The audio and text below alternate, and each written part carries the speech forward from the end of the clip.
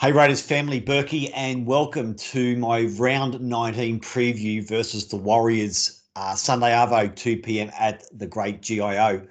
Look, guys, it's spring. September's in the air. Finals are 2 weeks away. We're up to the comp. We're up to our armpits in this comp to win it. It's an exciting time for us. Look, I'm really confident about the next 2 weeks. I think we're starting to get a little bit momentum. I certainly think we're one of the top four sides in the comp, behind Penrith, the Storm, and the Roosters. I beg your pardon. The Eels are plateaued quite severely at the moment, but we're really getting some momentum, and we just need to keep it going the next couple of weeks, obviously. And I think we can. But look, the Warriors are tricky.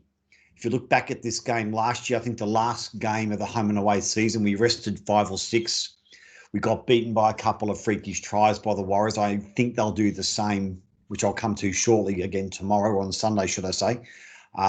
So it's just one of those real, from the Warriors' perspective, they don't have a game plan, to be honest with you. But we need to keep our processes, which I'll cover more in depth as we go on.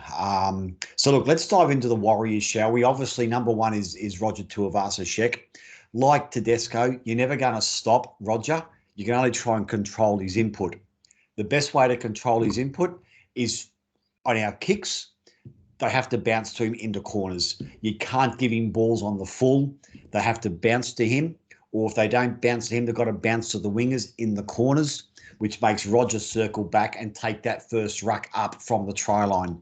So he's had, one run on the first tackle. They're 10 metres out. He really can't have much of an impact from that area particularly if our kicking game's good and we lock him in on their try line. Where Roger's most dangerous, similar to Tedesco, is if we make errors 30 or 40 metres out.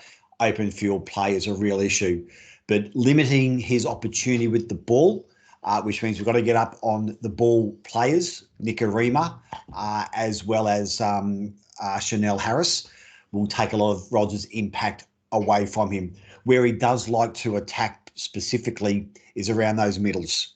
So our markers have to be nice and tight, close to the play of the ball, because he usually sniffs around there, a la Tedesco, trying to find a lazy marker that hasn't moved left or right when the ball's already gone past and it comes back that way, is when Roger's most dangerous. But as I said, you can only control Roger. You won't nullify him completely. But if we use our brains, we can certainly limit the impact that he has with the ball. Nikorima, number 2, he'll be the main frontline attacker. A good ball player, solid player. He, once again, drifts on a 45-degree angle when he's playing the ball. What he's always trying to do is when he gets the ball here and goes 45, he's trying to draw in the likes of Jared on that left edge, or possibly Jordan on the right edge, to try and suck him in to put away Torfu, Harris, Roger, those types of guys. So we just got to make sure we have a lot of control with Nikorima. Keep our line, by the same token, take his time with the ball off him by quick, robust, compressed defence, to really make him force his passes quickly. He'll float both sides of the ruck. Chanel Harris will also float both sides of it, but Nikorima is going to be the main ball two player trying to get their attack moving. Number 3, I've gone for slam dunk. What I mean by that, the Warriors are a dangerous side if you sit back and watch them. So last week against Cronulla, the week before against Parramatta, they just scored some unbelievable tries. But we just got to make sure that we, if they start to throw balls over the top, between their legs, over their head, we've just got to combat it and not panic and don't lose our line. Where we get stuck is watching, which is fine, but we've got to make sure we're moving together in a line and not leaving any inside plays open, any inside holes or anything of that nature that people are talking. The Warriors have nothing to lose this game. And so if it gets to, 12-0, 18-0, that's when they're at their most dangerous, in our way, mind you. That's when they're at the most dangerous, where they just don't give a crap about how they score their tries. Number 4 with the Warriors, they've got no motivation. They're looking to go home. They're a week and a bit about getting on their plane back to their families. So we've got to make really sure we don't give them any motivation by making this a difficult game where it's 12-10, 18-16, 24-20, that type of thing, where they can still have a sniff at winning. Because believe if they get a sniff, they've got some dangerous ad-lib plays, as I said earlier, where they can steal this game from us, which is what we don't need at this time of the year. Let's come to us.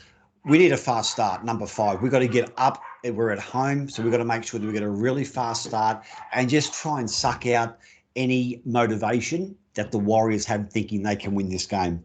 If we get a fast start, get 8, 10, 12 in front, we can just about put the game to bed nice and early because, as I said, the Warriors' motivation level is nearly on empty. They can't make the 8. They want to get home to see their family. So if we play smart with a fast start, I'd like us to leave the ball in play a lot, not kick to the sidelines. I think if we play up tempo against the Warriors particularly, they've got a fairly cumbersome front row in Lachlan Burr, Papali.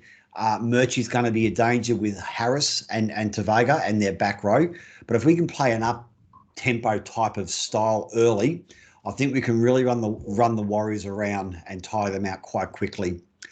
Number 6, I've gone for slow control. So it's a negative positive with the fast start, slow control. But we just got to control the game at our tempo and make sure, as I said, that if the Warriors start playing that ad-lib type of football, we don't get sucked into doing the same.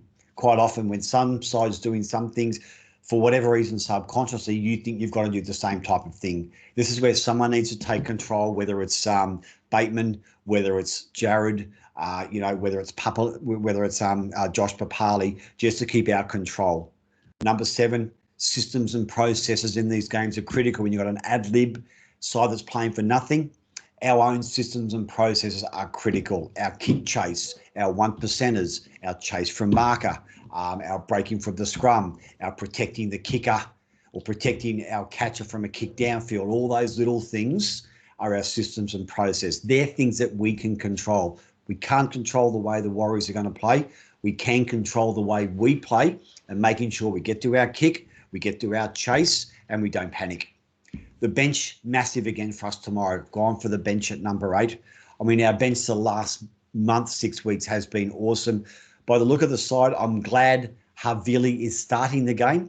The Warriors are very physical, so I think Havili can handle that physicality a hell of a lot better and give us some momentum off the front foot out of marker, having Starling come on after 20, 25 minutes to really run the Warriors bench around.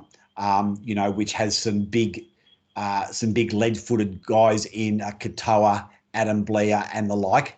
Starling coming off the bench, I think, is going to be really important for us. But I think our bench, if it starts that way with Starling, Sutton, Young, and Harawira Naira, will be very impactful. I can see those guys doing a lot of running like they've done the last couple of weeks. I think the way those guys have stepped up with their running game, particularly down the middle, the Warriors do not like behind the ball type of plays where they've got to jam in. They like to spread their defence wide, but if we can keep them jammed in through that corridor, it's going to help our edges. And I'll come to our edges in Bateman and Taps have been enormous the last couple of weeks. As I said, the Warriors, from what I've seen of their games, are very loose on those edges. Round the ruck, they're not too bad, but if we can suck the edges in to help if we can suck the Warriors' edges in to help their middle, we're going to have some really strong gaps in those edges for Bateman and Tarpany to explore and to get their noses through with an offload.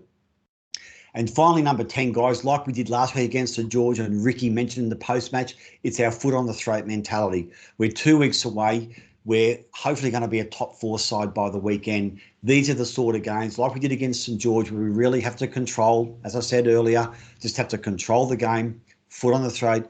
Half-time, it might be tight. It could be 10-8 or 12-10 or whatever, but it's that second 40 where the great teams really get methodical and really get into that grind.